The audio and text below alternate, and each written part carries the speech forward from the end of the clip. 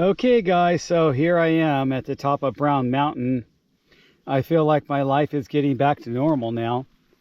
Like I said, the trail coming up here and going down is much more whitewashed, so I brought my gravel bike, and I want to tell you the unique way and what I'm considering about my future of gravel biking and about this bike.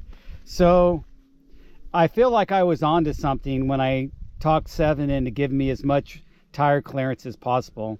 And as you can see, this can easily clear 700 by 50, maybe 700 by 55 tires. I have no problem. And let me show you the unique way I got this built up. I had them build it where I won't have any tow over. My front end is pushed out enough that I don't have tow over, so I had a longer top tube and a short stem. And I have these NV forks that have a little bit of a flip chip that pushes the wheel even more forward.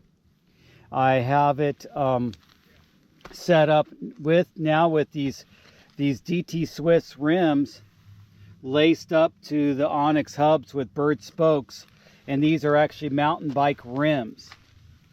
So I went all out with the wheels. As you guys know, I commonly do that. I like to go all out with my wheels. I think wheels are super important. And I've used these DT Swiss rims on my mountain bikes, and they're great rims. They're not the lightest. They're not carbon light, but they are really light for aluminum, and then they're super strong. Inside those rims, I have the Cush core. In the back, I actually have the Tannis Armor light gravel insert, which is only 40 grams or something crazy light. It's just a tiny piece of this foam that it does not absorb any sealant. It's really nicely done. And then in the front has the Cush core gravel, and then of course I have these wrapped around with those Kenda Alluvium Pro tires, which are really nice 120 TPI tires, really wide and high profile, high volume tires. They're pretty much like a little bit more of aggressive than a Gravel King and super big. I'm going to go with 700 by 50 Gravel King next, but I wanted to try these out today on this trail. As you can see, I held back and just spared no expense on building this bike with the Cane Creek E-Wings. That is a 338 tooth, and it's a 38 to 1146. I don't like the 11 or 1050 or 1052. I don't like those huge pie plates back there. And so what I'm going to do is I'm going to go down to 34 for some steeper rides.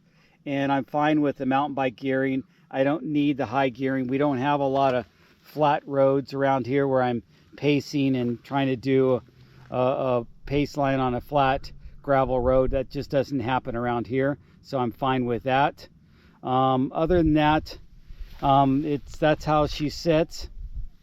And I'm considering doing a fork. And let me tell you this, and I feel this is you're going to see this in the next few years, and future self or future people that reference this old video, I feel like they are going to go to 60 millimeter, 80 millimeter, maybe even 100 millimeter forks for gravel. Right now they're 40 and 50, but we saw it at the Sea Otter that they went to. There was a couple people that built up gravel bikes with a 100 millimeter fork, and I feel like that's where they're going to.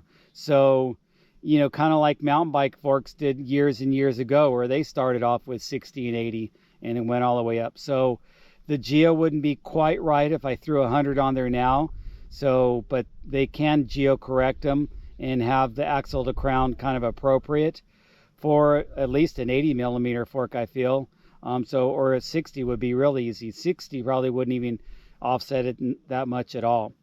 So what you go by is the axle to crown, and right now the 100 millimeter fork is like 500 and something axle to crown, where this is like 485 or 435 or something. So it would change the geo if you put a 100 millimeter fork on there right now. It would lift up your bottom bracket. It would slack your seat post, it would slack your head tube, it would mess up your geo. So you want to get geo appropriate forks for your bike. That just and especially as much as I put into the geo setup and fine-tuned the geo on a custom build. So anyway, I may get the Cane Creek. I'm still thinking I might get away with 50, but I'm also considering I might wait. So you guys leave a comment below and tell me what you think.